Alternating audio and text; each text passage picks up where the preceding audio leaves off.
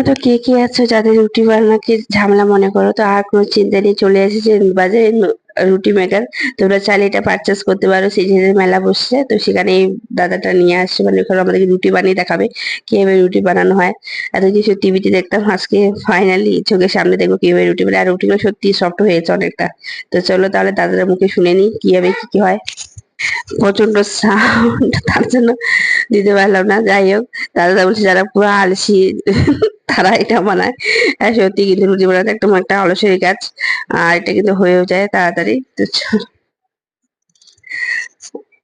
Butter toast sandwich सब 100 रोटी बनाएंगे madam, 100 रोटी पूरी एकदम पूरी में। ये 2 घंटा 10 मिनट चलेगा तो 1 यूनिट 6 रुपये में 200 रोटी।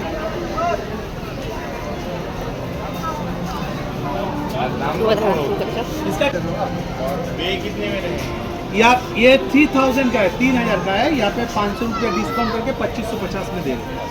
इसमें मैं सर जैसे रोटी बन रहा है ना, जैसे भरे हुआ पराठा, आलू का पराठा, गोभी का पराठा, पनीर का पराठा, बेलने में दिक्कत होता है, फट जाता है।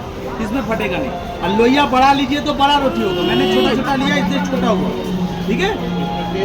नहीं बिना ऑयल का, जैसे तेल वाला बनाना है, सत्तू वाला पराठा, बेसन का चिल्ला, dosa, uttapam, bread toast, butter toast, sandwich सब बन जाएगा।